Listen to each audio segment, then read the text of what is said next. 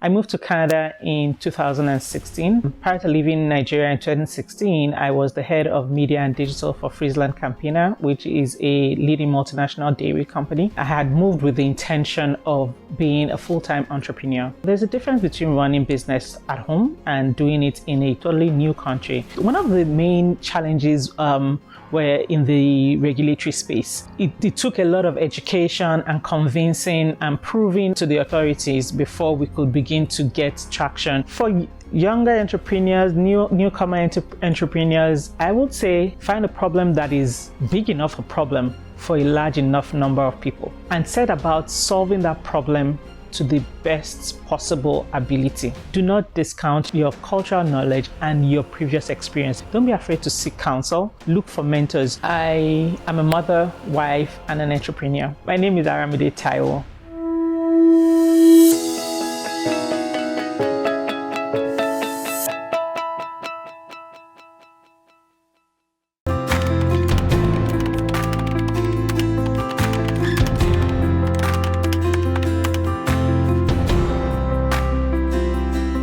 My name is Aramide Taiwo.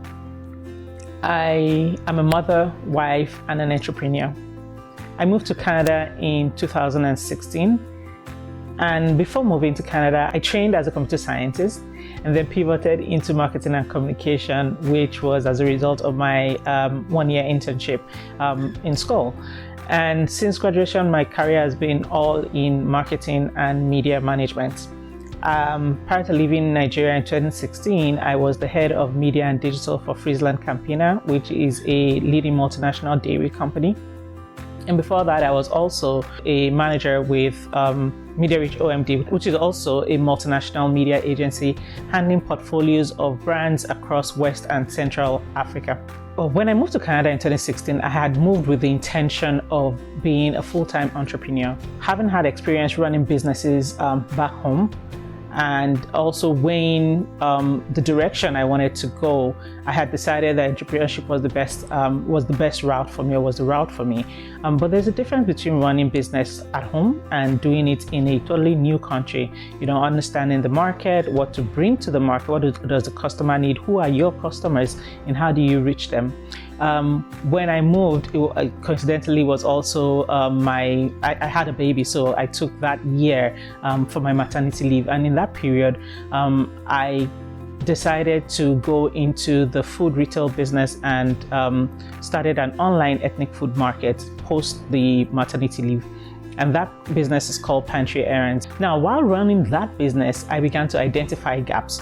One of those gaps was in the ethnic meats product category, where consumers wanted particular products which were not available in Canada, and so it forces people to get them from dubious or unreliable sources.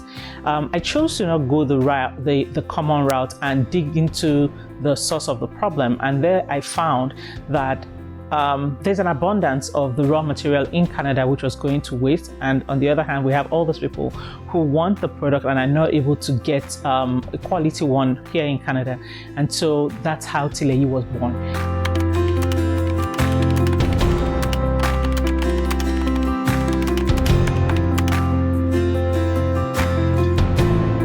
Tileyi is a pioneering Black female-owned secular ag tech company. We're using scientific research and ancestral principles to upcycle unwanted beef hide into quality multi-ethnic meat products, serving a diverse customer base. We're based in Ontario, but our market is the entire Canada.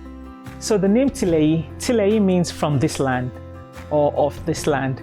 And the reason behind it is identifying the beauty of this land for the people that are here, the people of this land. It's a Yoruba word, it's a word of Yoruba origin.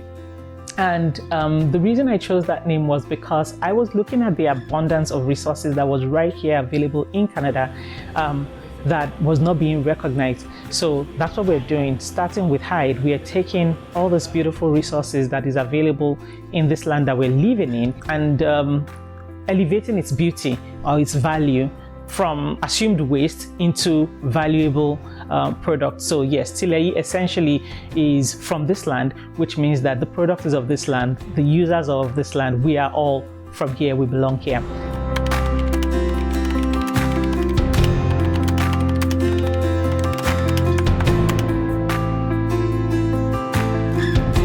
My prior experiences have been very contributory to where we are today with Tileyi.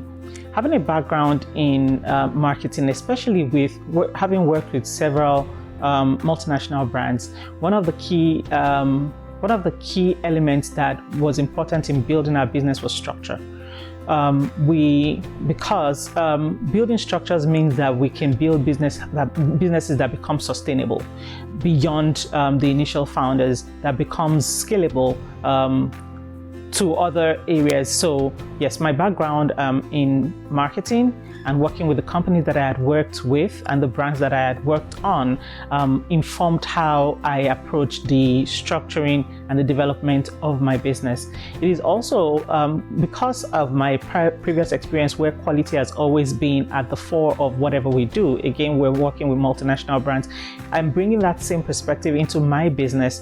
While we're building Tileyi and its products in Ontario and in Canada, we are from the onset, from ideation stage, we are already building for export. We're building it to be a multinational brand. And so we think about the quality, the traceability, the brand image, everything comes to bear. And all of that is as a result of my previous experiences and training.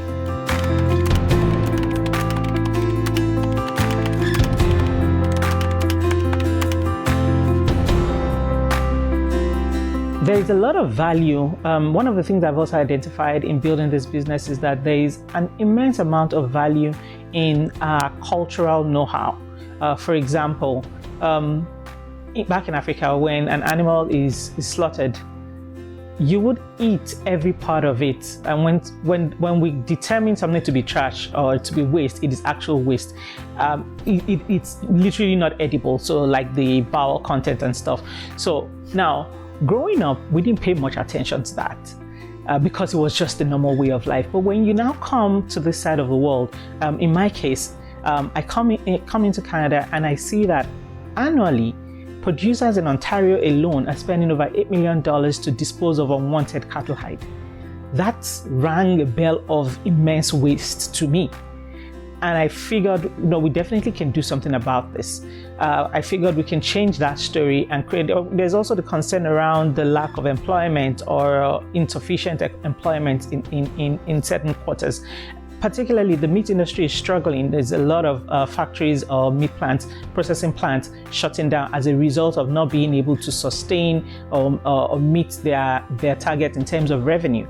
So having sub-industries like some industry players like Tileyi is a way of kind of boosting the meat processing industry. So our background has helped. Our background in terms of cultural know-how, as well as my marketing experience, helped me to identify that this is a circular play because we are circular in nature.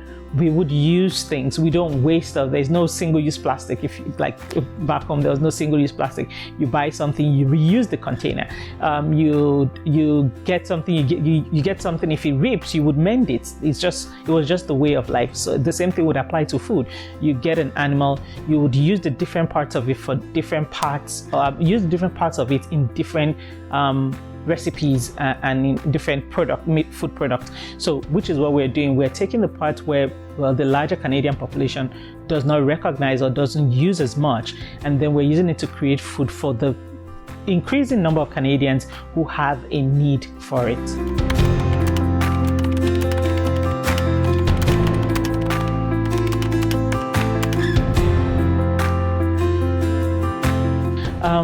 So also, as a circular company, we support two SDG goals. SDG 1, which is to end poverty in all its forms, and that is being done by creating work opportunities within our local community and increasing capacity. And SDG 12, which is responsible production and consumption, and that literally defines what our business is. We're ensuring that we are optimizing the resources that have been produced and by upcycling parts that are currently not being maximized into new and valuable products.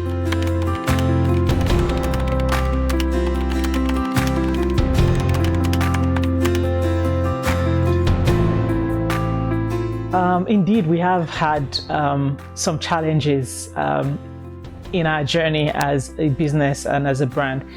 This is a conversation that has been 4 years in the making. We started this about 4 years ago, and we have faced quite a few uphill battles and have come down on the other side. One of the main challenges were in the regulatory space. The current food systems in Canada is not built to accommodate diverse food cultures. Particularly food cultures originating from Africa. So it took a lot of education and convincing and proving to the authorities before we could begin to get traction and get attention to move this forward and make it a success. The other thing was we're off taking input from other producers. In many cases, due to automation or the cost of labor, sometimes the source of the waste is not very willing to change their way of doing things.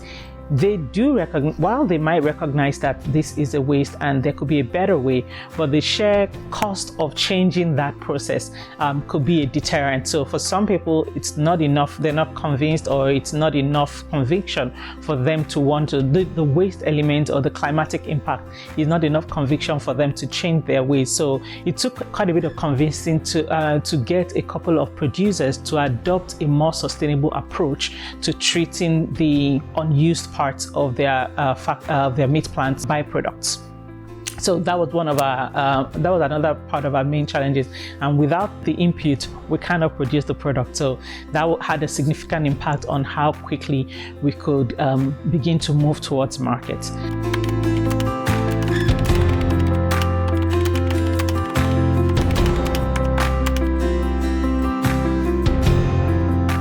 Tileyi is uniquely positioned to grow with the market. Being a secular ag tech company, the opportunities for scale are endless. In the next couple of years, we see Tileyi moving from not just upcycling cattle hide to upcycling across industry, be it in poultry production, in seafood production, and even in produce. There's an abundance of waste being produced across our entire food system. So we see ourselves being able to identify opportunities and convert those into value in the next couple of years.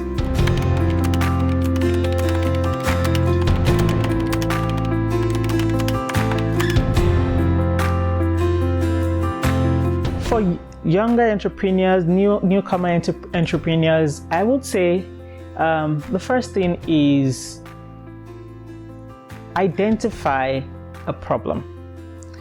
I strongly believe that when you are solving a problem, then you have a business. Find a problem that is big enough a problem for a large enough number of people, and set about solving that problem to the best possible ability.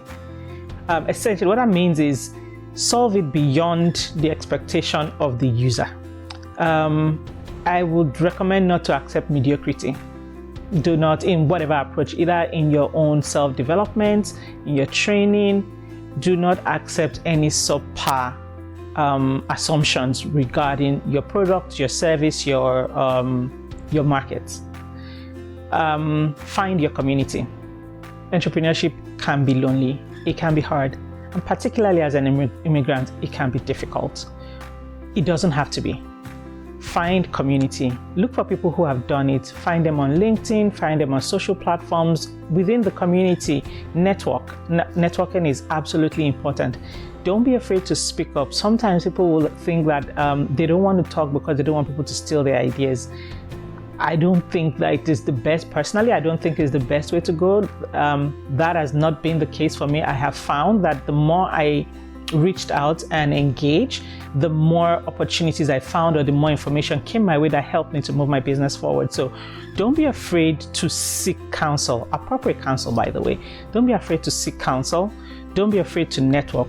Matter of fact, seek out networking opportunities. Look for mentors.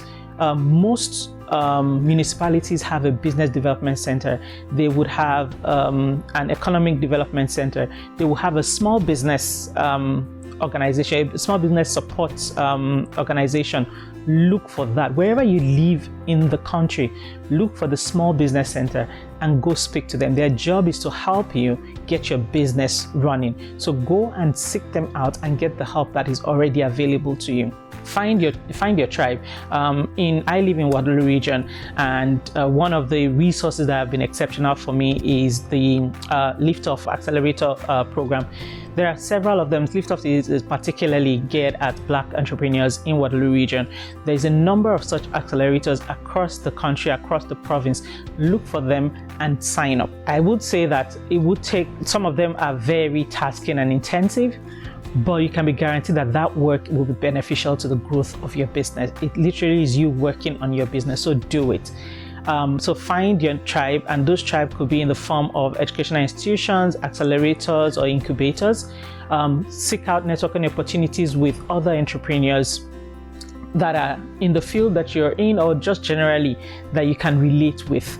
Find them on social media, particularly on LinkedIn. I remember that as an entrepreneur, I didn't think that LinkedIn was important because I was not looking for a job, but I have found that not to be true. Using LinkedIn, I've made a lot of valuable connections that have been very useful to Tileyi's journey so far. So find your tribe, network, be willing to learn, so apply yourself. Do not accept mediocrity, and above all, I will say be malleable, be ready to learn, be ready to change.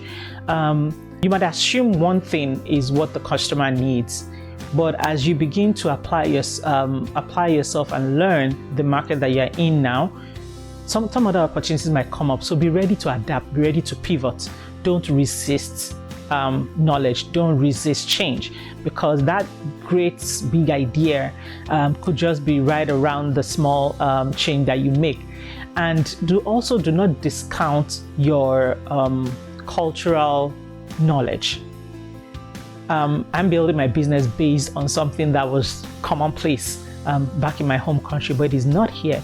Do not discount your cultural knowledge and your previous experience. Many of us have come into this country as skilled professionals, and we know what we're doing. We have solid experiences, either as employees or as business owners. So we can actually carry that into our journey as entrepreneurs in Canada. So do not discount your previous experience.